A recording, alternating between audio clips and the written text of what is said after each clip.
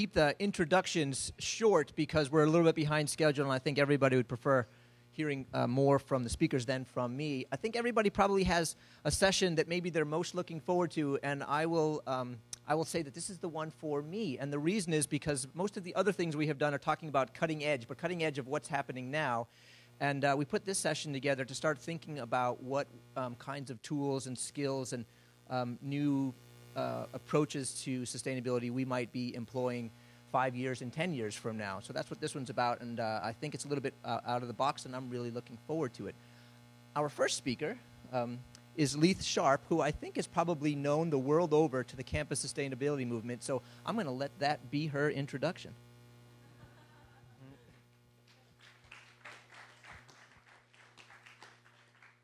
Thank you, Steve. Thanks to the organisers of this event, and thank you for the invitation to be here. Can you hear me up the back? No? Yes? No? Testing 1, 2. Yep. How about now? Great, thank you. I'm going to jump into some research, because we only have a little bit of time together, that colleagues and I have recently completed. We picked 8 countries, developed countries, unfortunately only developed countries, and we located as many as we could, folks that had actually achieved a real win in terms of education for sustainability. They had actually achieved a change in the curriculum in their university, whether it was an individual course or a university or college-wide sort of mandate around greening the curriculum. And we surveyed them regarding what they believed to be the important change leadership capabilities that underpinned their success in actually achieving something in their university. And we got a 47% participation rate. My colleagues are from Australia and the UK, and we teamed up as a result of the work that the Sustainable Futures Academy has been doing on advancing executive leadership for sustainability in higher education. And Jeff Scott took the lead and got $200,000 from the Australian federal government. And we were able to find 188 folks who actually completed a very, very extensive survey for us. A really good mix of everything you would want in terms of the spread across the countries that we had involved, the age ranges, the institutional size, the gender representation, the position in the hierarchy that they sat in, and the disciplines that they represented. So one of the first things we asked them in this survey was actually what are the key influences of their work, and the key influences shaping their work at this point in time was the degree to which senior leadership is engaged in education for sustainability, having a clear picture of the institution's strategic direction, increased student interest, having to deal with incentives that worked against collaboration, and the changing profile and expectation of students, so it's 2 student-related influences on their work. So again, just to ground you back in this, these are people from these countries that have actually achieved a change in the curriculum, whether a single program in an individual school or discipline or right across the institution. So we're really asking them to ground their answers in their own experience of success. We asked them to give us an analogy that represented what it was like to be them, what it was like to be a change leader around education for sustainability. And these were the most common analogies. It's like herding cats, it's like walking on a tightrope, swimming upstream. Senior leaders had a little bit more of a position of power, so they could talk more in terms of cultivating and gardening and translating and quilting. But the local leaders, which are probably much more similar to the local leaders around campus sustainability efforts, it's like jumping into deep water, learning to surf, starting up a startup company. It's like being Tonto with a Lone Ranger at a bank robbers convention. It's a bird that sings and nobody listens. It's so sad.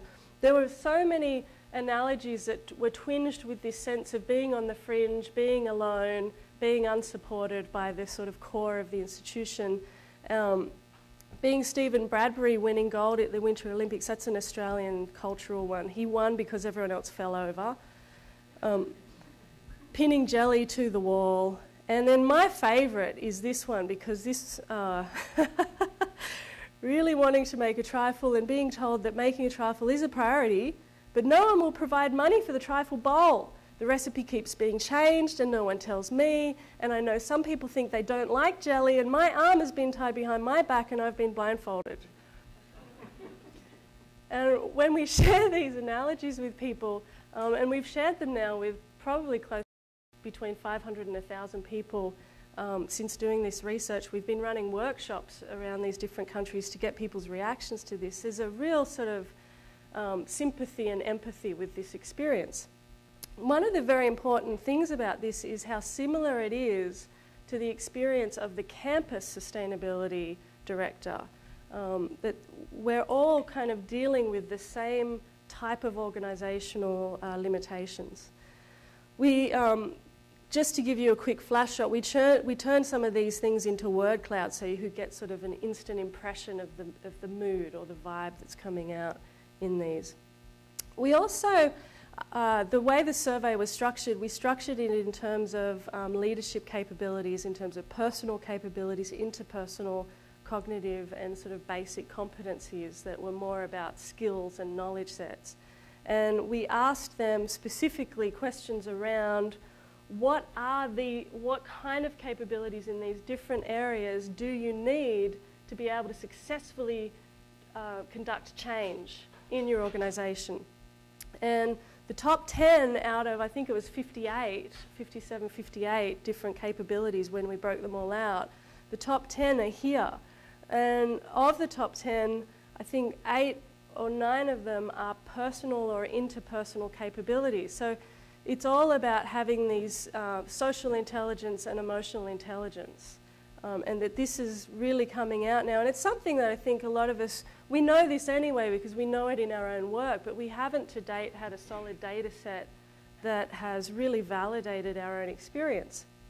So here we have 188 folks from around the world that have all successfully achieved some kind of change in their institution. They're all faculty for the most part. And this is what they're saying is what makes the difference in being successful for them.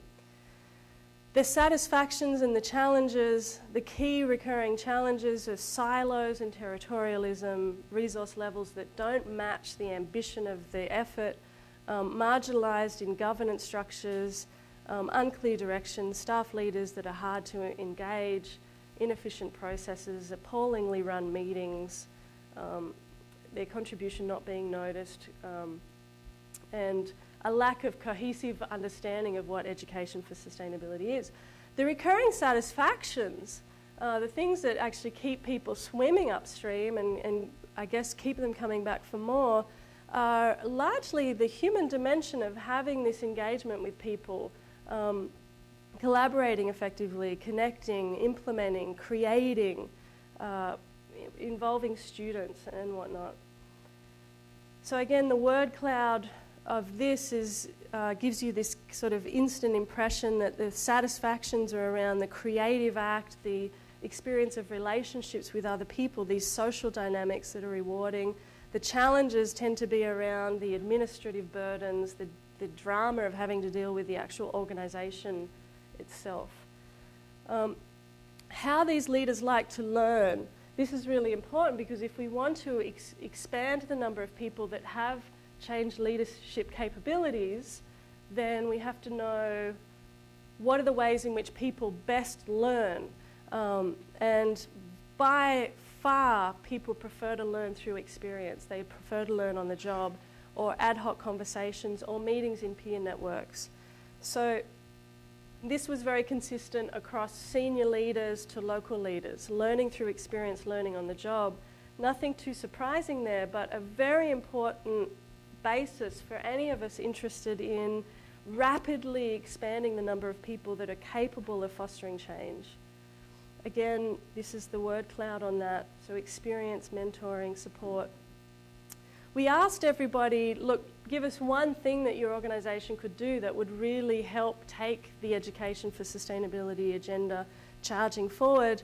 And of those 188 answers, one things, they all folded into these groupings. It was either, look, we need our leaders to be up front giving visible commitments, or we need our mission and our vision to be much more integrated.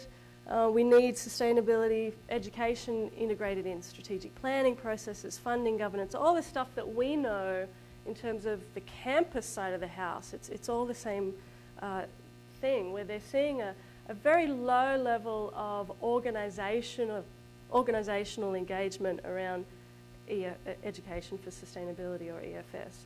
Now here's a really interesting high leverage opportunity area for universities and colleges. We specifically asked people, to what extent does your current sort of training and development, your leadership training and development, focus on helping you advance your personal capabilities or your interpersonal capabilities? And secondly, we asked them, to what extent do promotion and selection processes, to what extent are they based on the types of personal capabilities and interpersonal capabilities that you yourself know make the difference in being a successful change manager? And what we found across the board was a very low level of, very few institutions are actually integrating into their selection and promotion processes the kinds of emotional intelligence and social intelligence that underpins the ability to bring change about in the organisation. So this is a very high leverage opportunity to drive something into our organisations. Now, there's a small but growing number of organisations now that are trying to do their selection and promotion processes differently. I did hear of one university that when they recruit, the first thing they do is, even before they interview people, they ask people for basically people that they've worked with above, beside and beneath, and they say, even before we talk to you, we want to talk to other people about you. And they are actually finding that a certain number of people are saying, well, if that's the way it's going to be, I'm out, because they know that's not going to go well for them. But getting creative and really perceptive about those promotion and selection processes to stack the deck, if you will, in terms of the people that you have in the university culture that have social and emotional intelligence capabilities up for the challenge ahead. In summary, the lessons that we're getting out of our research is that this is a high leverage opportunity to reform the selection and promotion process, to really support our organisations to learn by doing. We tend to go through extensive ready, aim, let's break for lunch, come back, more aim, we never get to the fire bit. I know in my own campus experience, the pilot projects have been a constant pivotal means of breaking through inertia, getting people engaged and on board with processes and decisions. So ready, fire, aim, learning by doing. Consensus around the data or the pilot, not around the table. I think we've all suffered that plight of those committee meetings that are dominated by strong personalities, people that are much more concerned with their power and their position of control than they are with the optimum outcome in the process. So changing the culture of the organisation to be focused on data and piloting. Steered engagement, collaboration and group intelligence, and so on and so forth. For individuals, we know that what's very important in terms of building a change-capable institution is to value those personal and interpersonal capabilities in every way, from selection and promotion through to the way in which they're spoken about, the way in which they're valued in the organisation itself, the way that leaders model those. I'm going to race through this and just encourage those of you that are really into this stuff. I am running a webinar, 2 webinars in July, and if you want to sign up for that, that'll be 2.5 hours, because this is a very dense data set and I'm only giving you tip of the iceberg here. The key things that we're getting out of it are this huge commonality of experience amongst education for sustainability leaders. A lot of folks actually, when we've done workshops after them, the key thing they feel is, oh my God, it's not just me. It's not just my problem. It's not just my issues with these people around me. This is actually a manifestation of a type of organisation. Is my mic still on? Can you still hear me up the back? Okay, good. What's unique about this leadership challenge, as opposed to other leadership challenges on the plates of our executive leaders, are the urgency, the stakes. They're very high stakes. The boundary crossing nature, the whole institution impact, the fact that we're really trying to drive a transdisciplinary, collaborative culture into a siloed, competitive, cultured institutional type is our core challenge at this point in time. The personal and interpersonal capabilities, that real prioritization of emotional and social intelligence, absolutely critical that we pay attention to this, because we're going to keep banging our heads against a brick wall unless we stack the deck and get more people with these capabilities in our institutions. We know that our organisations are simply lagging in the implementation of the right organisational building blocks, from decision-making processes and governance design to management structure and others. We know that we need the two wings of the bird here. One is you have to have the organisational building blocks, but you also have to have a critical mass of change-capable individuals. If you don't have enough people that have the capacity to collaborate with those kinds of emotional, social intelligence capabilities, then you can put in all the governance structures in the world, but you'll still have people turning up to committee meetings and walking out of the room in a state of dysfunction. We need selection promotion processes reformed, and we need much greater engagement of senior leadership. And I think what's important perhaps for this group here, and for me personally, what's really been energizing about this is realizing just how common the road is, whether you're walking down the path for education for sustainability or you're trying to walk down the path towards the campus sustainability. The change leadership challenge is by and large the same challenge either case. And I think this, on the one hand, this is like, oof, it just, there's a lot of work ahead. But on the other hand, if you're a senior executive leader and you start to understand the essential patterns that you're working with to change here, I think there's something more you can grasp this. This is a fundamental challenge in changing our organizational culture, in moving towards collaboration, culture of trust, transdisciplinary culture. So in the few minutes I have left, I want to fly through, for me personally, this is a little bit of a pontification, if you will, so I'm going to do it really quickly so you can grab what you like and leave what you don't. But my 7 core insights are that we seem to share, like we as in, I've worked with probably thousands of students, faculty and staff now through, and right to the senior level. I've been working more recently with executive tier higher ed leaders and running through visioning exercises of the future university, the future college. And it's absolutely remarkable the similarity in the deep vision that people have of the future for higher education. And the key items on the list are the 21st century university. It's going to be a university that rebalances transdisciplinary as well as disciplinary academic activity. There's going to be a shift towards co-creation of curriculum, where students and others are actually co-creating the learning experience as well as the research experience. If you talk with the few people that are actually engaged in sustainability research, they're coming up with many of the same ideas around collaboration, transdisciplinary research, stakeholder involvement. Action learning, action research, and action governance. Learning by doing, researching by doing, deciding by doing. That movement from ready, aim, aim, aim, aim, aim, maybe fire in 5 years, to ready, fire, aim, fire. Greater permeability in the boundaries between the university and community, and really engaging all the world of potential synergies that exist there between learning, research, and campus community, where learning informs research, research informs learning. The campus and the community are involved in learning and research, where you really get a synergistic engagement. Now, all of these things are very heavily dependent upon us becoming much more adept at our social dynamics and the way in which we build organizational and group process, the way that we engage people in group process. This is all very much dependent upon a real leap in advancement in that area.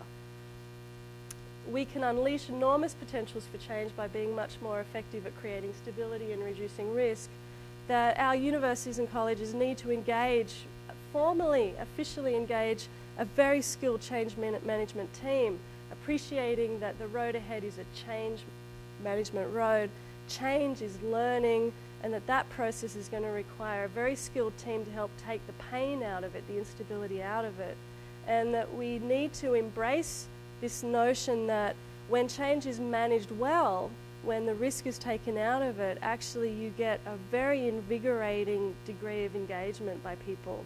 And the best way is really the pilot.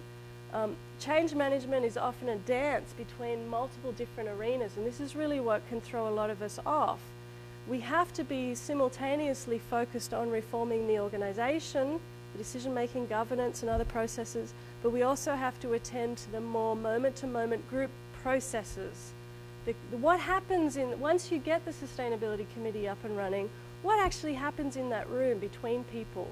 What are the social dynamics? We can optimise that to a much greater degree, and we do also, underpinning that, is a focus on the development of the individual towards an individual that has much greater self-awareness and a real support, a lot of support around developing their social emotional intelligence. These different arenas of the dance of change, if you will, these are skill sets that a change manager can develop, and they are developing these. And we actually do have a small but very rapidly growing army of change managers deployed out there in the higher education sector. It's really time to help expand their professional support because we go forward. Our organisations like us, they actually have an unconscious life, a life that is beyond the attention and awareness of any individual, a set of habits, systems and processes that were put in place before we turned up. And the trickiest unconscious aspect of the life of our organisations is the social dynamics, the interplay between humans themselves. And in order to grapple with these, this is where the pilot project really comes into its own. We have to understand that the workplace is first and foremost a social system, that people are subconsciously very much preoccupied with issues of status, fairness, control, and that in order to navigate that, there is no better mechanism than a pilot project to engage people and put to rest social uncertainties. The emotional and social intelligence, that it really matters more than we realise. I think each of us understand in our own world that this matters, but we need to bring that to the formal attention of our institutional leaders. Our organisations are much more like ecosystems than machines, and because of this, the journey of change needs to be navigated through by looking at leadership as a system rather than a linear process, and by understanding that we're working to put new conditions in place that take us to new thresholds of possibility. So the top-down to middle to grassroots leadership process has to become more of a cyclical dynamic where the grassroots, through its pilot project experiences, whether it's in education, research or campus operations, that becomes the informing engine for other tiers of management to base their decision-making on. And Julie Newman and I have offered this framework now to many, many people, and many people have found it very helpful, understanding that the change processes, and again, it doesn't matter whether you're talking about education, research or operations, that you go through distinct phases in the change journey, and that each of those phases represents a certain set of conditions that have to be achieved before the next phase can be taken on. We need to be pushing towards the transformation phase where we're really talking about changing the DNA of the organisation.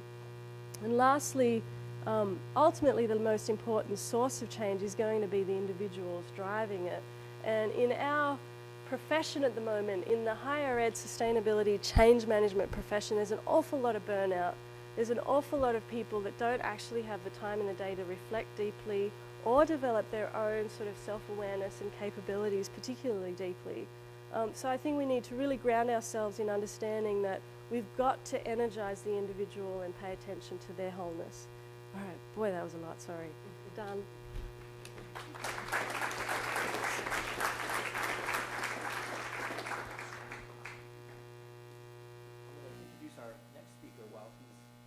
his PowerPoint. It seemed like a reasonable approach, Mark.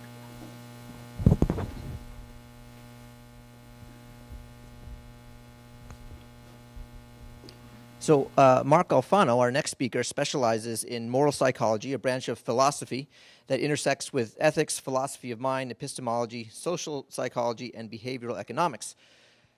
He has published over a dozen book chapters and articles, with his articles appearing in such journals as Philosophical Quarterly, I'm going to skip that second one, The Monist, the Journal of Ethics and Social Philosophy, and the Review of Philosophy and Psychology.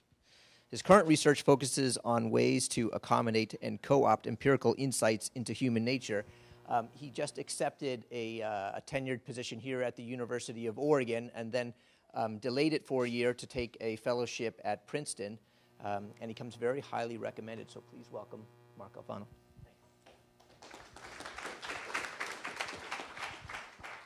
Great. So as Steve mentioned, my research is in philosophy, so this is a new experience for me, but I hope that what I have to say will be interesting and helpful. I'll just jump right in. We've got a problem, and everyone here has at least a rough idea of what that problem is. The world is getting hotter, which is leading to the melting of polar ice caps. It's leading to typhoons. It's leading to droughts, mass migration of plants, animals, and people towards the poles and higher altitudes, mind-boggling drops in biomass and biodiversity, food and water shortages, political unrest, and even civil wars. And yet, most people continue to consume huge amounts of energy and spew carbon into the atmosphere. We need behavioral change, and we need it now.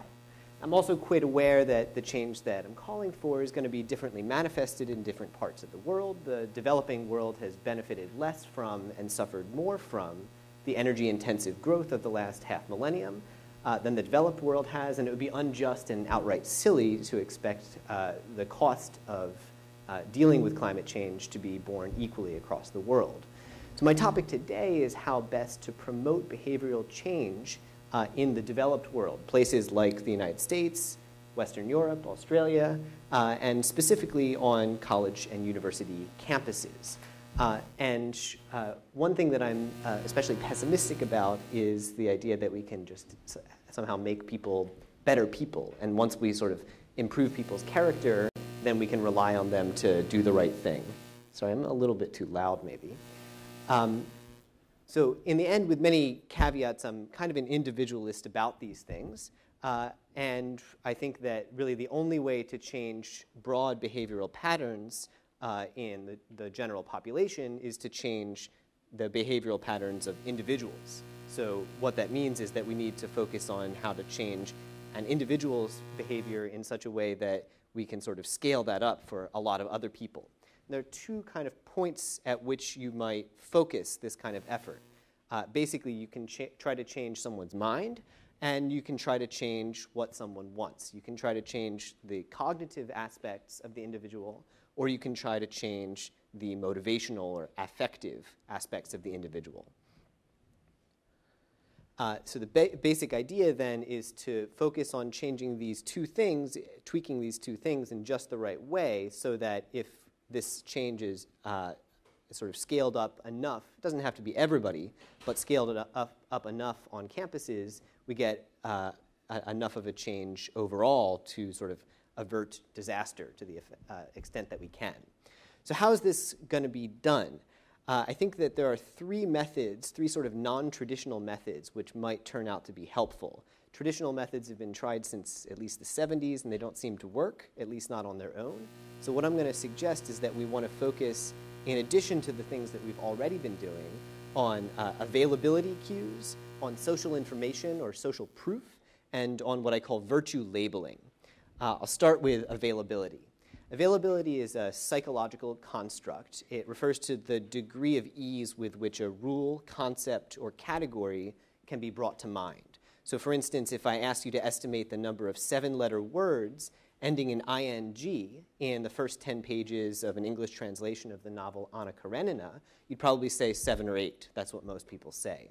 And if I asked you to estimate the number of 7-letter words whose second to last letter was N in the same stretch of prose, you'd probably say 3 or 4, because that's how easy it is to think of. Now, notice that it's actually inconsistent to say this because every 7-letter word that ends in ing is a 7-letter word whose second to last letter is n. You could take this as evidence that people are stupid or something like that, but what psychologists use this kind of evidence to show is that people use availability as an index of probability or frequency. And it's easier to think of words ending in ing than to think of words whose second to last letter is n, because you just take a verb and you form a participle. So what this sort of suggests is that if we can make certain ecological concepts available to people, they'll start to behave more ecologically, right? And this can be done in a really subtle way. When it comes to this sort of word type stuff, you can change the availability of the second type of word just by showing people some examples. And then they'll start to see that actually it's more common than words that end in ing.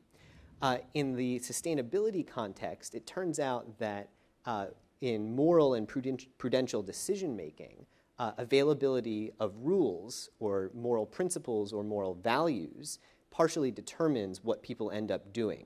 So let me give you an example. This is the sort of famous footbridge and fat man example. So imagine that you're standing on the footbridge there. You're the one with the blue shirt. And you see this trolley coming down the tracks, and it's going to kill those 5 people. And you also notice that there's this really chubby guy next to you on the footbridge. And just for the sake of argument, let's suppose you know that if you push him in front of the trolley, he's so fat that he'll actually stop it, and you'll be able to save the other 5 people. Right? What would you do, and what should you do? Now, there's 2 sort of moral rules that are relevant here. There's one rule which says save lives. And if that's the rule that sort of wins in your mind, then what you're going to do is say to push the fat man. But of course, we also have a moral rule that says don't kill, right? And pushing him off the edge is presumably killing him. Now, as it turns out, when people are in a novel choice situation, a situation that they don't ordinarily face, they really have a hard time knowing what to do. If they're doing something that they've sort of formed reliable habits for, they're pretty good. But when they're dealing with something new, they sort of grasp at straws. They grasp at anything they can get their hands on. And in a situation like this, eventually, usually about 90% of people will say, don't push the fat man. But if you make one of these rules more salient than the other through a really subtle prime, you can actually change the decision that people are going to make. So for instance, if you just flash on the screen while somebody is making this decision the red cross, which is strongly associated by most people with the rule of saving lives, instead of just 10% saying that they'll push the fat man, you'll get about 40%. But if you flash the peace symbol, and this only has to be for 20 milliseconds, if you flash the peace symbol, basically no one will say to push the fat man. Right? So what this suggests is that when people are dealing with difficult scenarios, choice scenarios, and they don't quite know what to do, if you can have the right kind of symbol or prime show up just at that moment, then that will make that rule or concept more available to them, and that will actually lead them to behave more in accordance with that rule. So for instance, what we would then need to do in terms of sustainability would be to find the right words, symbols, and other things that prime people for sustainability or greenness or ecological behavior or ecological friendliness, something like that, and have those at the right choice places in people's lives. For instance, in cafeterias, next to light switches, next to recycling centers, and so on.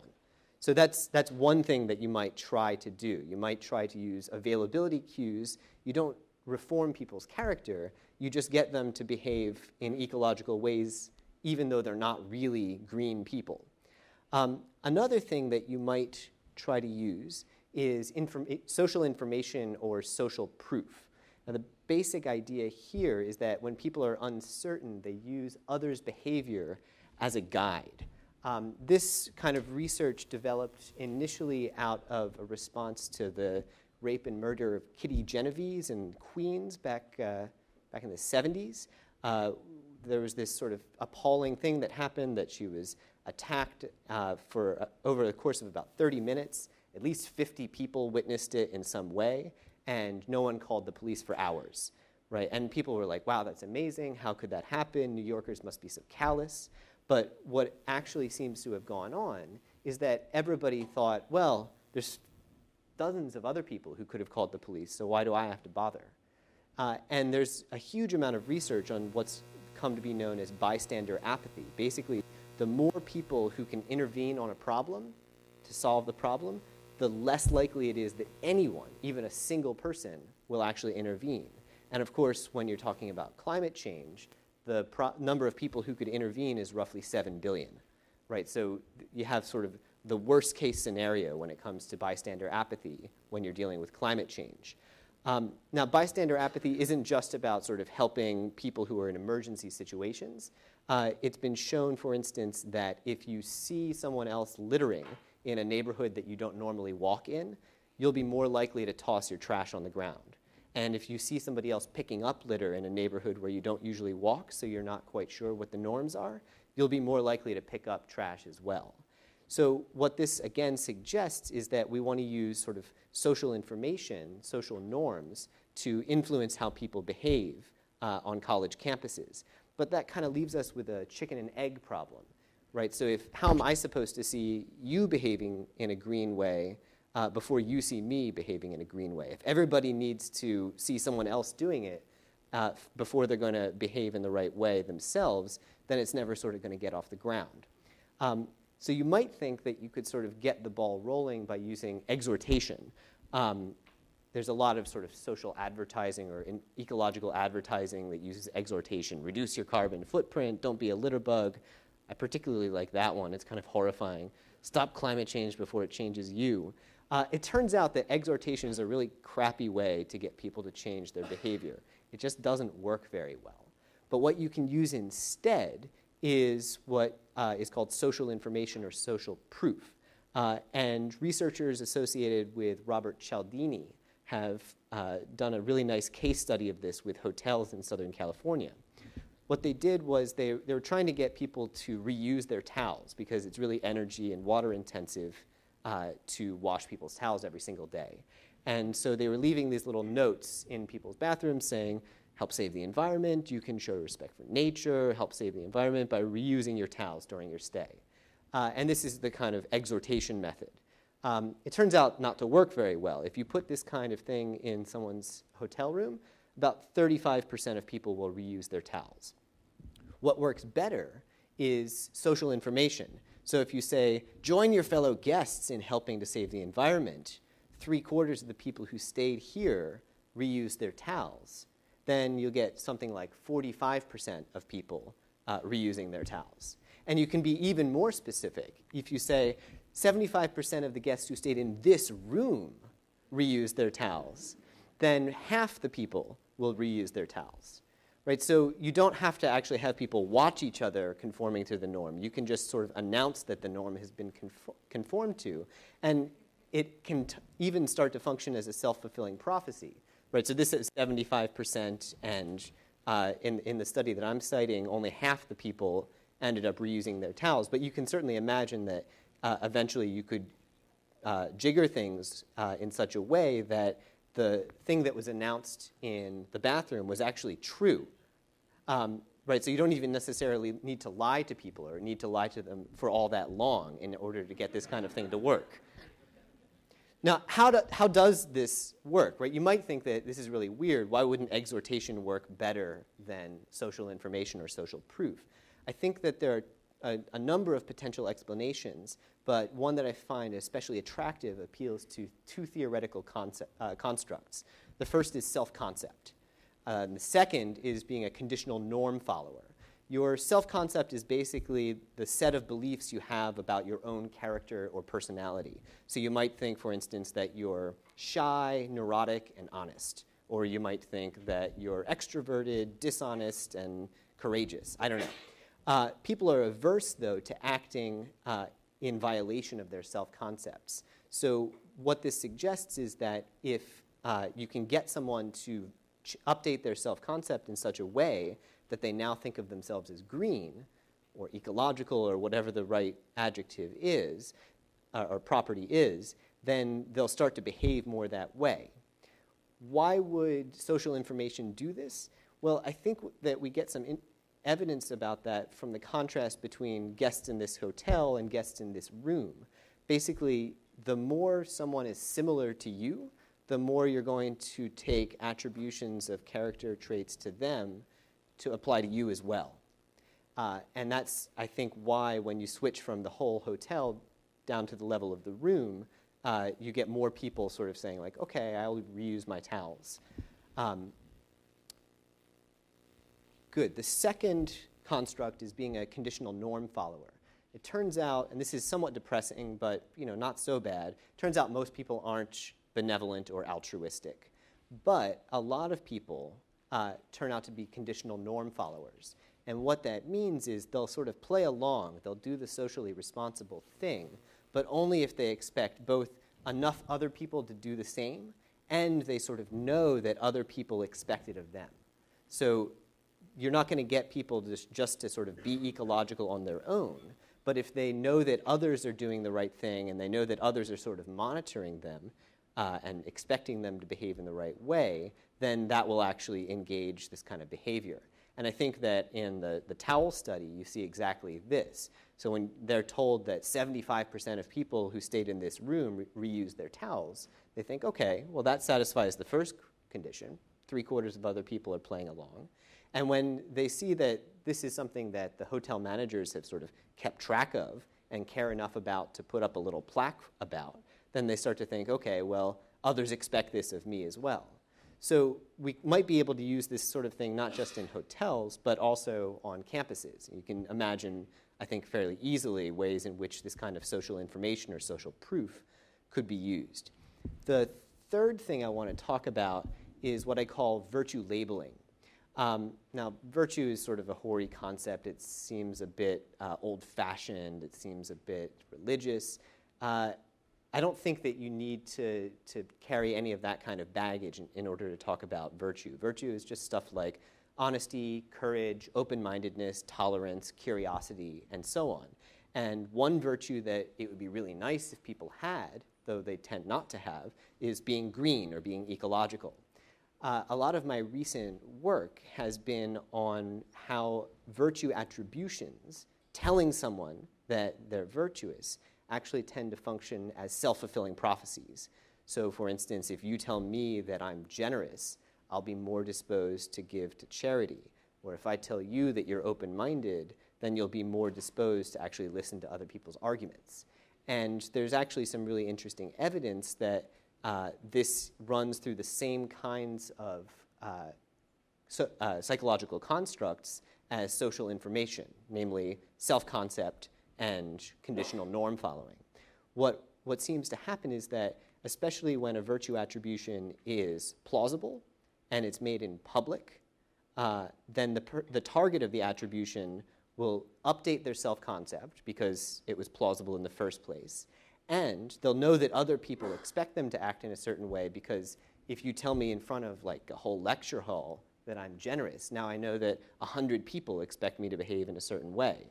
Whereas if you just tell me sort of privately, I just know that one person, the one who made the attribution, thinks this. So what this suggests is that we might want to try labeling faculty and students and staff, especially publicly, especially after they've done something that could be construed as green or ecological, that they actually have this kind of virtue.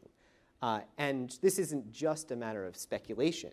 As it turns out, in fact, Gert Cornelissen, who is a Dutch researcher who also works in Barcelona, has been working on this kind of thing precisely when it comes to sustainable behavior. And he found some really interesting results. So for instance, he found that you can alter someone's self-concept by pointing to ecological behavior that they themselves already engage in, but which they don't tend to think about as particularly evidential. So people who don't ordinarily just sort of throw their trash out the window, if you point that out to them and say, you know, you really are green, you don't throw your trash out the window. Or if you say, you know, you're actually quite ecological, you turn your lights off at night, they'll say like, oh, okay, I guess I am. And there's ways of measuring people's self-concepts which suggests that this actually works. Not only does it get people to update their self-concepts, though, it also leads to behavior change. So people who've had this kind of attribution made to them, for instance, they will purchase more environmentally friendly products, and they'll even use scrap paper more efficiently when they're taking notes. And another thing that's been shown by Cornelison and his colleagues is that if you get someone to make a choice that could be construed as ecological or green, even though it actually isn't, and then you tell them, you know what, that's the green thing to do, they will reinterpret their past behavior as if it was motivated in this way, and their future behavior will be altered accordingly. So what this suggests is that there's lots of different ways that we can try to change people's behavior, and some of them are pretty heavy-handed. Some of them are things like cultivating good character, and that takes years and good parenting. And others are, really quite shallow, but as it turns out, they're pretty effective. So there are other things that you might do. People actually behave much more ecologically when they feel like they're being watched. There's a really cool study where some people put up on alternate weeks on the wall of a cafeteria either posters that had flowers on them or posters that had faces, and the littering in the cafeteria decreased by 50% when there were faces on the wall. Right, so there's all kinds of really interesting stuff like this that suggests that we can use sort of situational influences, really subtle and not particularly coercive things, to get people to behave in ways that even they themselves would probably recognize in a reflective moment are better. The three that I reviewed today, just to sum up, right, were availability cues, social proof or social information, and virtue labeling. But there are others, and if you'd like to talk with them, I'd be happy. Thanks.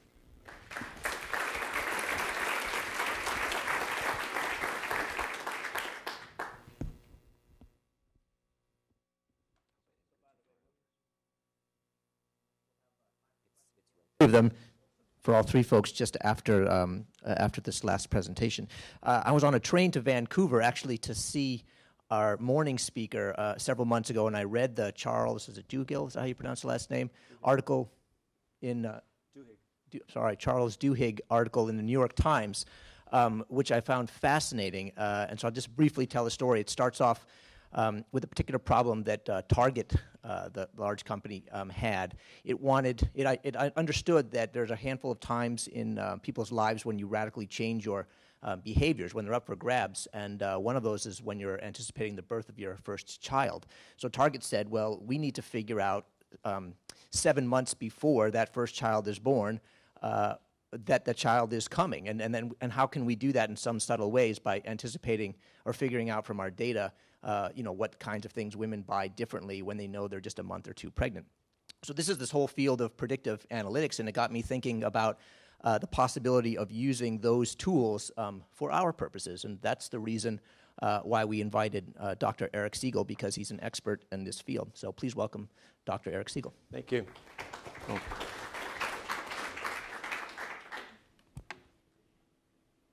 Sorry, folks, forgot this part. Great. Well, the name of the talk, Predictive Analytics to Influence and Persuade Staff and Students.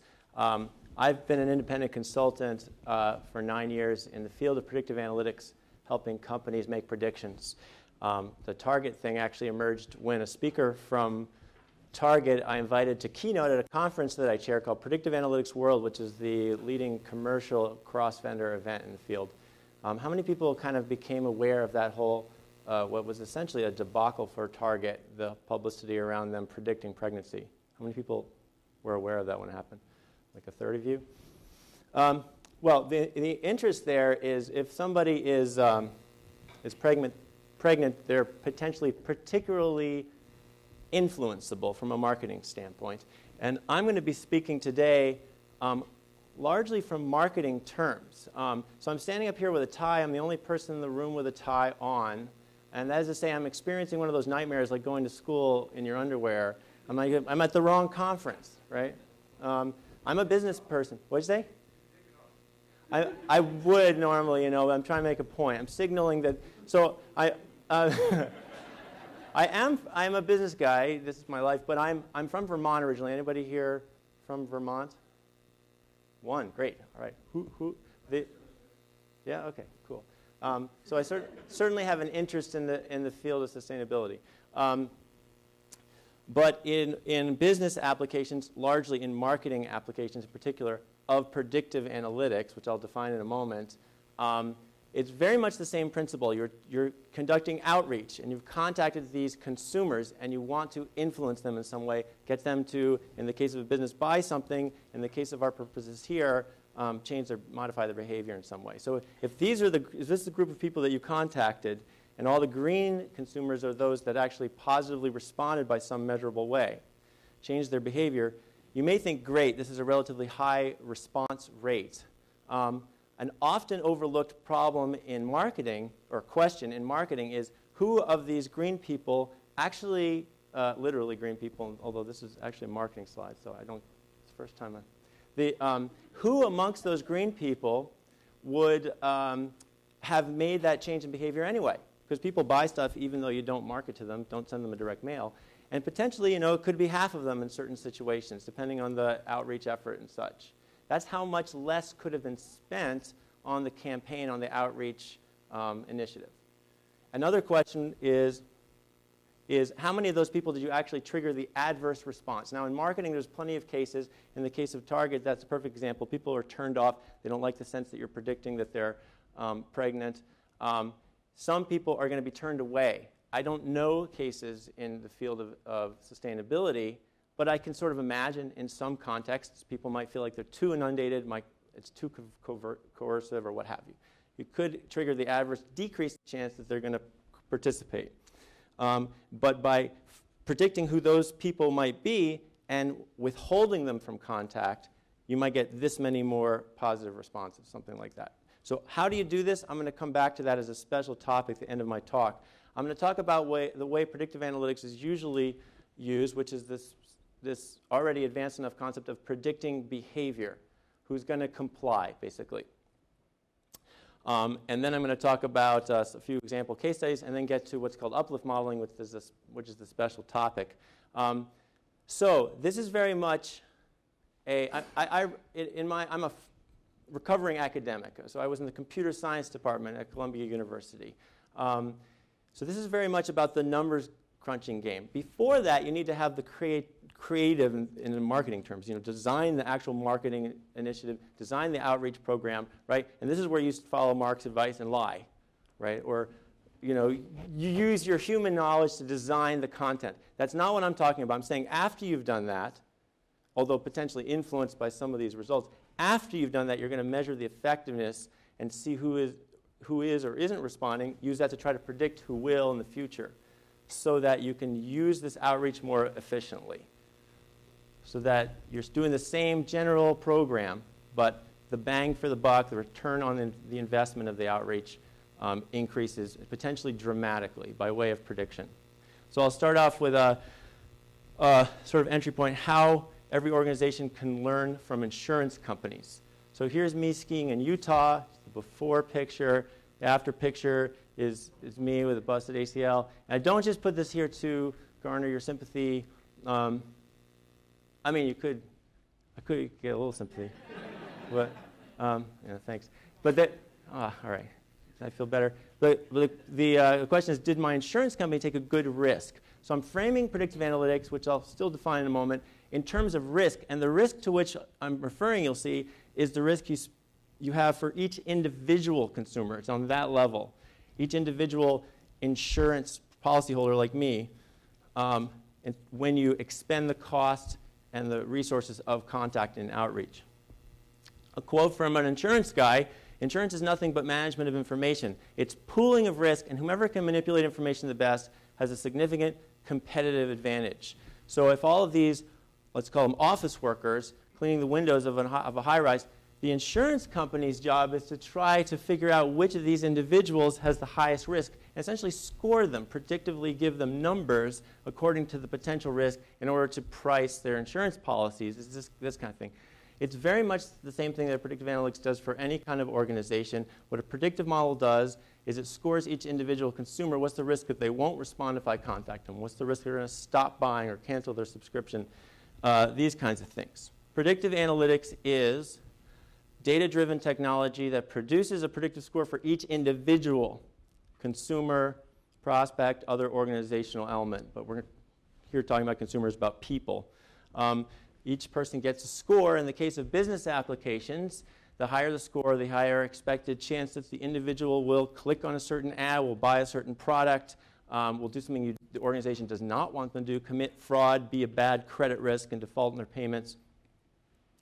Any kind of behavior for which there may be a benefit to the organization. In our case, we're going to be talking about a positive response of compliance in some way, modifying their behavior. They're going to walk instead of driving.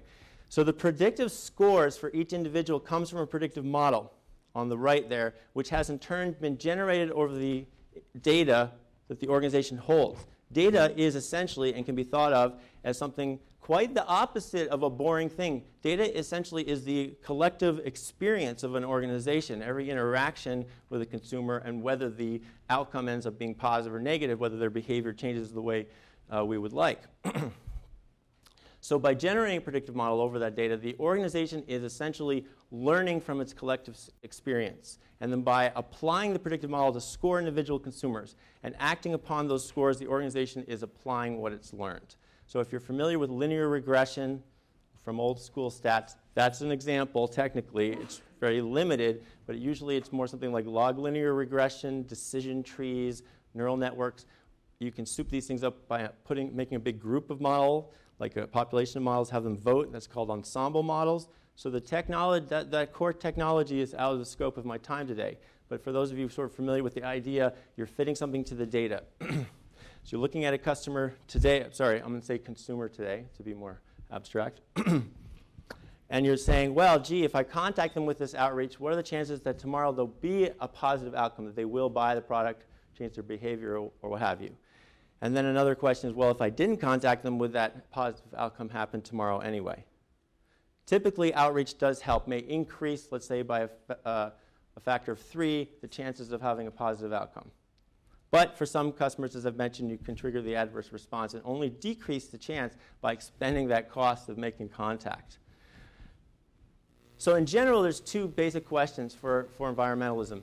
It's, who should I bother contacting? Where should I expend those resources? And then the other question is, should I change, I've changed it, the colors, should I change the nature of the message that I hang in the hotel room? In the case where I'm definitely going to contact everybody, it's choosing for each individual. Rather than just the overall effect, some individuals may like one color better than the other. Or a different channel, call them instead of mail. So we're talking about prediction. If you saw Kung Fu Panda, you got the old wise turtle saying, yesterday's history, tomorrow is a mystery, but today is a gift. That's why we call it the present. How many people saw Kung Fu Panda here? More people saw, a lot more, like 2/3. They didn't hear about the Target story. So to take a slightly less Zen approach, what's the resource, the present, the gift that we have today that we can use to help make predictions?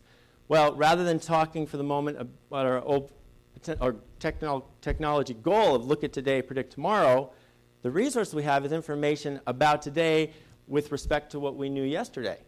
And that's the data over which we're going to learn. So let's say this customer, we did contact them yesterday, and today there was a positive outcome. That's one learning case. We don't have to make a prediction. This is a done deal. This is the historical data from which we're going to produce the model. And in a nutshell, all the information we knew yesterday is the stuff about the consumer. So technically, this is the big difference. If you're making outreach programs and you are tracking results, if I draw a smiley face on the thing that I hang on the person's doorknob when I inform them that their energy consumption has gone in a good direction recently, that smiley face overall tends to have a good effect, right? If you're already tracking results and you can see that kind of thing, or the thing like in the hotel, that's great. But what you need in order to make predictions per consumer is a bunch of information about the consumer at the time that the contact was made, or that whatever the treatment was to that individual consumer. So that's what we have here in the marketing example. This person's male, live in California.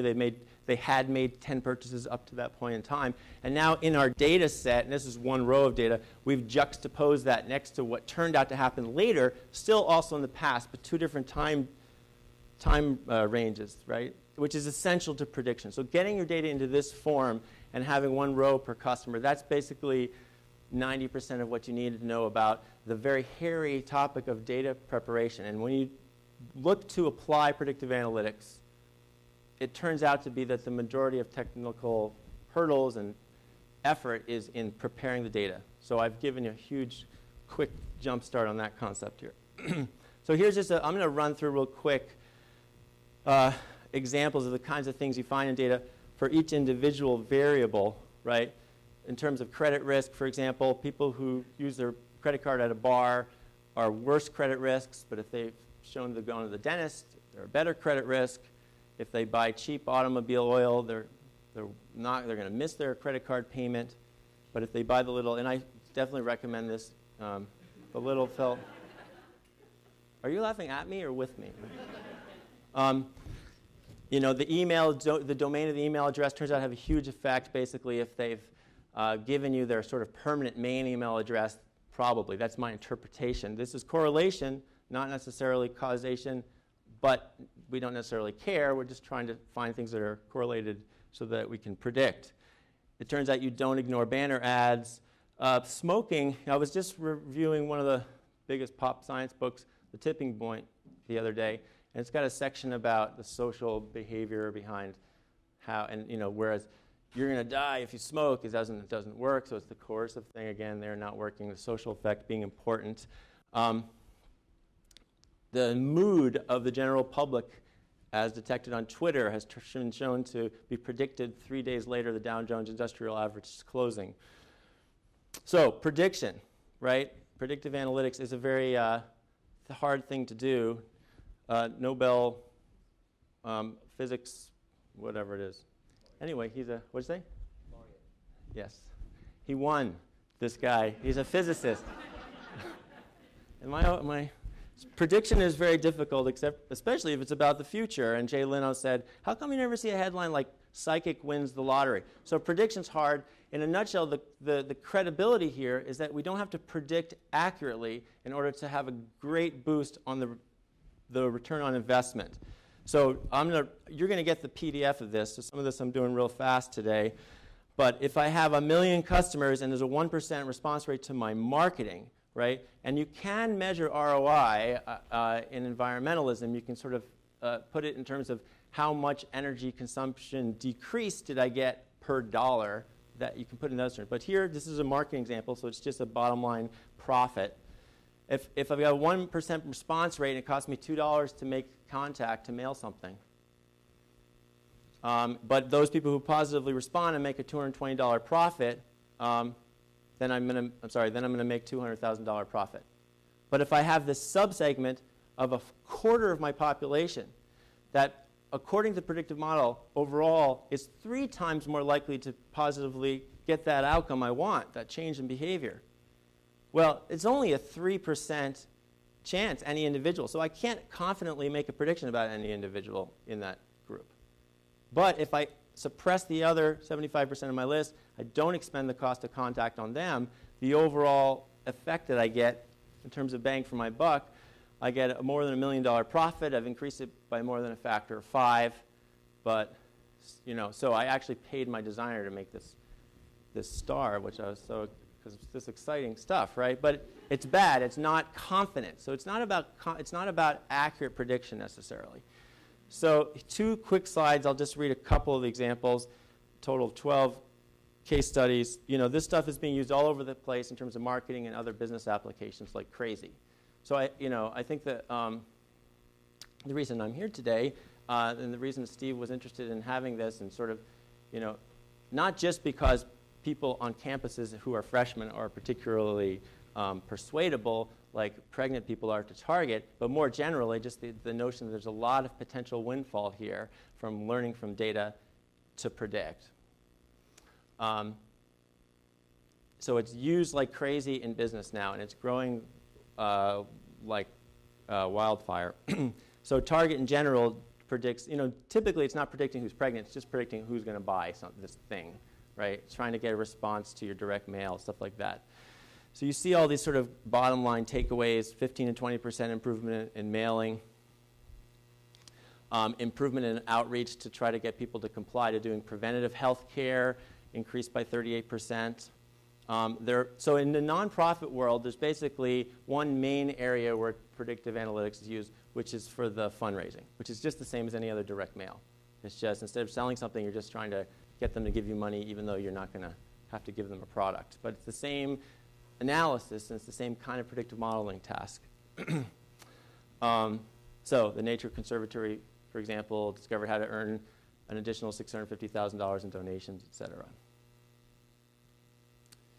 So let's get to this special topic I promised, which if you think predictive analytics is down the road a bit for you, if you need to start looking at it, planning what might happen, and it's not necessarily at your immediate grasp and fingertips, just a warning that this topic is even more advanced, and even within the predictive analytics community is only just beginning to catch fire. But it's so fundamental to the concept of influencing people that I wanted to include it, and it's called uplift modeling. So rather than just doing a typical thing where the model scores the customers to predict for each consumer their behavior, the thing that's going to happen, it's a completely different goal. We're trying to predict our influence on that individual's behavior, which actually turns out to be different. I'll show you how it's different. Instead of scoring or predicting for each consumer, will the consumer respond if contacted? Now it's going to be, will the consumer respond only if contacted? And by adding that one word, you change everything. It becomes a composite prediction goal. Will the consumer respond if contacted and not respond anyway, essentially? It's sort of, you're adding a second dimension. And very much something in personalized medicine that's taken hold, where you're trying to predict, will this treatment, will this medication or procedure or surgery, what have you, help the patient? More specifically, will the patient become healthy only if treated in this way? And we use the word treatment both in marketing and in healthcare. So as I mentioned, this is coming back to our original kind of teaser at the beginning. These green people are the positive respondents, the first, and we've predicted behavior. Who's going to respond if I contact them? But more than just looking amongst people who've been contacted in the past, we want to also look at those that have not and see where you're making a difference. So who are the people that were going to actually change their behavior in a positive direction, even if I didn't expend the cost of contact and I could just save my outreach costs that much? We'll call that predicting the sure things. And then who are those people that we've turned away by contacting? We can get even more green people if we suppress them as well and cut our costs even further. Call them the do not disturbs. So as a person at Fidelity put it, this technology of predicting influence, instead of the more simple concept of predicting behavior, we're predicting influence on behavior. And by doing that, this technology, uplift modeling, empowers the organization to capture more than 100% of the positive outcomes than you get by contacting your entire list, by way of actively contacting less than in your entire list. You spend less on outreach, you get even more on results. So we've essentially added a secondary prediction goal. Instead of just predicting yes, no, are they going to comply, are we going to influence them? It's a second dimension. So the first dimension from top to bottom, that's what your standard predictive model is doing. If I contact them, will they respond? Will there be a positive outcome, yes or no? Now we've added the secondary prediction goal from left to right. If we don't contact them at all, are they going to still have a positive outcome? And it's the lower right quadrant of this. This is essentially a quad of 4 conceptual segments that we'd like to predictively put everybody in before deciding who to contact. The lower right quad, the so-called persuadables, those consumers that will not comply, will not change their behavior if I don't contact them, but will if they do, that's where it's worth targeting. That's where it's worth expending the cost of contact. And the great savings is often in the lower left. These are the sure things, people who are going to comply either way, and now we can choose to withhold them from expending the cost of contact. So US Bank did this and showed a dramatic improvement in direct mail. They're trying to sell a financial product. And by doing this, it turned out that their product essentially was selling itself. If you wait a little bit longer, maybe in the case of selling something, they'll go online and do it. In the case of consumers, whether or not you have to wait a little bit longer, the fact is they still have potential to make a change. They may be receiving the message through broader channels or what have you. And it turned out the thing was just sort of happening on its own. You didn't have to work this hard. So by discovering those sure things and withholding them from the list, decreasing the cost of the campaign that much, it actually had an increase in the return on investment from a marketing standpoint of a factor of 5. And a very similar result came from another financial institution where the amount of money they were coming in per contactee was increased by a factor of 20. So that more advanced topic of uplift modeling, and then you don't have to write this down. You're going to get the PDF of this PowerPoint, is in a white paper that I published, I think, a year ago. So am I about on schedule here? OK, so basically, the data is extremely predictive. If you can get it together in that form and format, prepare the data, put what you knew about consumers, a whole sort of list of things you knew about them on one row of data, and then put that next to what you found out later about their behavior, whether it went north or south, whether they complied or not, whether it got worse or better, what have you. And you're juxtaposing things that are all in the past. Data turns out to be extremely predictive almost all the time. You're going to find these correlations that are predictive. The model's going to find how to put together all these different things, the factors, the variables about the consumer to make singular predictions for each individual consumer. So, and it's a way to sort of do risk aversion. That's sort of an analogy to insurance companies. If you predict influence rather than behavior, that's more tough. A new kind of data set's required, a new kind of modeling method. But again, that's another thing to look at even further in the future as far as improving the bang you're getting for the buck, the amount of influence you're undertaking for your outreach costs. So that's it. Thanks for your time.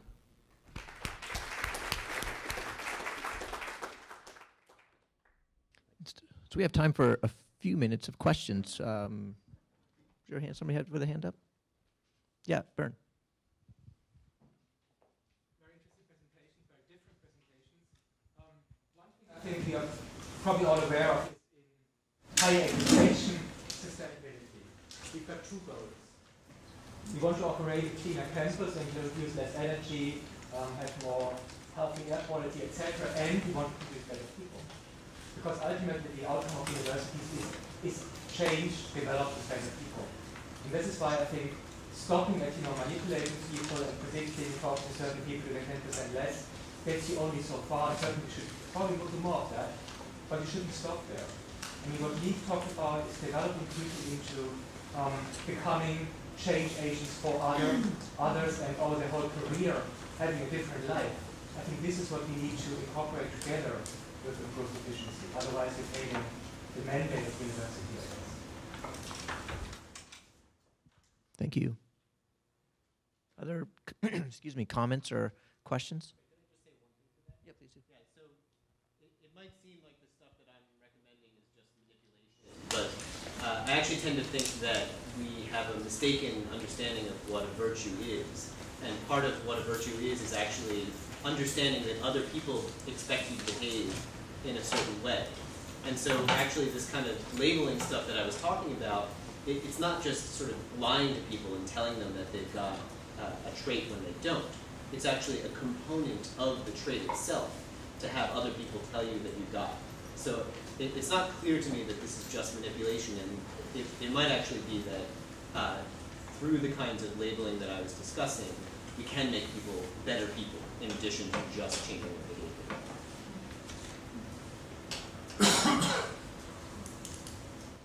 Kurt? I've had debates with students whether targeting campaigns for changes in behavior around, say, electrical consumption, recycling behavior, by using double entendre or clever sexual references is a place that we need to go or not. And some students have said, well, it's the way to engage the students that wouldn't otherwise be involved in this. So I'd be interested to have your input on that target population and whether we should even bother with that population and whether sexual references is the appropriate approach. So I'll just add one little bit of color. Our local energy competition in our residence halls for freshmen is called Do It in the Dark. I just like to say I'm very offended by that. I think the whole lying to them, and I think it's all up for grabs. I don't have any particular opinion, but that's definitely, ethics is not my specialty. I mean, predicting pregnancy thing, I've written a book chapter that focuses on that. I got a book on predictive analytics coming out next year. But I don't know about pushing the fat guy off of the bridge, but I'll have to give it to you as far as the ethical. Okay. I mean, I guess I don't tend to have a problem with double entendre and stuff like that. But of course, one wants to avoid any kind of misogyny or homophobia or anything like that. So, if it's just in good fun and it's not sort of making invidious distinctions, I myself don't have a problem with it. But sexual ethics is not my specialty. Do you think it would be particularly effective, given our target population of 18 to 22-year-olds? For me, it's all about the data. It should be tested. I agree, actually. Joe. Oh, hold on just a second. Go ahead. Well, there was. I thought that, Mark, you were going to bring up that example of the sexy model that they use to get people to take short showers and the huge leap in the number of people that would take short showers in gyms if there was a sexy model taking a short shower they would dry wash. They would turn it off and dry soap and then turn it on. And if there was a good-looking person doing that, huge numbers of people would start doing it. So there you go. Joe, go ahead. So, my question is, have you seen examples, or what do you think about analytical or psychological theory as a way to induce change within an organization? Yeah, we used a ton of it at Harvard, very, very effectively, social marketing techniques and very targeted use of social examples, and really actively using people's preoccupation with their status and keeping up with their peers as a very potent means of engaging them. Is very effective, and it can be used in a lot of different creative formats, and I think a lot of us in the room have used it in different ways, from students through to engaging facility folks and faculty alike. So, yeah. Well, my follow-up would be, I'm just not so sure that the data for the analytics is available for, say, students. I don't think someone would give me the kind of data that might be available to a credit card company to develop a sense of how to motivate people to do things. If my talk has any impact on influence, today it's to say get the data, just get it somehow. Makes for good student projects and whatnot. Go ahead. Yeah, I would like to ask Mark. Yes. There have been some successful campaigns, for example, with information against not smoking. I mean, it's changed completely the way you look on smoking. In Sweden, we had a big campaign about not littering. That was called Keep Sweden Clean. That was very successful with not this manipulative. It was more information-based, I think. Do you have a comment on that? Yeah, so I don't know the details of the Sweden campaign, but there was something pretty similar in Texas not too long ago, the Don't Mess with Texas campaign. So it turns out that people from Texas are obsessed with the fact that they're from Texas. And that's like actually pretty central to their self-concept for a lot of them. And they're very proud in particular of how their state looks. So there was this campaign to keep people from throwing trash out their windows as they drove down the highway, and it was all about sort of Texas pride. And so what's going on there is, I think, actually playing on the conditional norm-following nature that a lot of people exhibit. So if they're thinking, well, the other Texans expect me not to throw my litter out the window, and actually I expect a lot of them not to do so as well, then right, we can all sort of take this step together at the same time. If it were more just like, don't litter, you, right, you litter bug, then it probably wouldn't work. So I think that these sorts of campaigns, right, they can be very positive. They don't necessarily have to be manipulative. I don't tend to think that being manipulative is necessarily a moral failing, but maybe I'm in the minority on that. I think we'll take time for just, let's say, 2 more questions. Go ahead. This question is for Mark. So in reference to virtue labeling, can you speak to the issue of individuals that may define the same virtue differently? Right, yeah. So when you tell someone that they've got a trait, they're going to behave in accordance with what they take that trait to mean, right? So if you were to tell someone who's completely unreasonable that she was reasonable, it wouldn't help, right? And if you tell someone who doesn't really have a good conception of honesty that she's honest, right, maybe she won't lie, but she will cheat and steal. So what this suggests is that we actually need to have an educational component where people know what it means to be green. And part of the problem here, I think, is actually that we don't have a particularly good predicate or adjective to apply. I was sort of stumbling around with green, ecological, eco-friendly, ecologically minded during my presentation. And green is kind of the best that we've got, but it seems a little bit Walt Disney, I guess. So, if somebody's got a better one, by all means. One last question. Oh, I'm sorry. Okay. I was going to ask a question about scale, because still I'm struck by this is in the margin. And when you think in, say, North America, we've got to go from 10 kilograms of carbon per day to worldwide, 1 kilogram. The world is around 3. We got to get to 1 and less kilograms per day of carbon. I mean, and the time it takes to change the global thinking. I mean, think of how long it took to say that colonialism was a bad idea, or slavery was a bad idea. I mean, it's those kind of changes that have to take place. Tell me why this isn't just in the margin of changing a few percent's behaviors, and what's it going to take to make it scale? So you're asking really in terms of quantity. I mean, look, my field is about making predictions for the consumer, but the bottom line results are very much aggregate response on a more massive macro scale. And in those results, you're getting things where, you're kind of getting a multiplier on the effectiveness per dollar. So if there's a limited amount of resources or dollars, and you can increase by 3, 4, maybe more than that in terms of the factor of the effectiveness, that certainly could be central or very instrumental in making the more dramatic changes. But again, my field starts with things that happen on a micro per consumer level. So that's sort of the best I can say in terms of my expertise, I suppose. Other than let's all keep our fingers crossed. I'm going to give the last word to Leith. So I think one of the important things about the research that I was sort of trying to get out there is a groundswell of evidence to say that we've got our scarce resources of attention are perhaps currently focused on some of the wrong stuff, and that if we were to focus our attention on innovation in the space of organizational design, group process, group intelligence, group dynamics, that we could really see a very dramatic and rapid pace of change.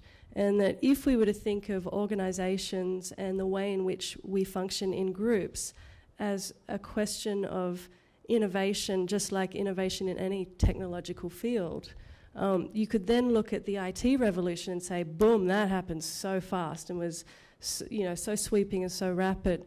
So I think for me, the hope lies in trying to shift our attention and our entrepreneurial, innovative capacities to get enough high-caliber minds focused on the problem of organizational design and group process, so that the latent potential that we have as humans, the vast latent group intelligence that sits there untapped at the moment largely, but every now and then it gets tapped, and when you're in a process that's tapping it, what that feels like. But it's a minority experience for pretty much all of us. We could change that by putting our attention on that. So I think that, for me, is where the hope is, to get the pace going and the breadth. Okay, well, I think with that session, we clearly touched a nerve. Maybe for some it was pain, and others it was a pleasure. I'll leave that for you to decide. But I think it was certainly provocative, so let's thank our three speakers for their contributions.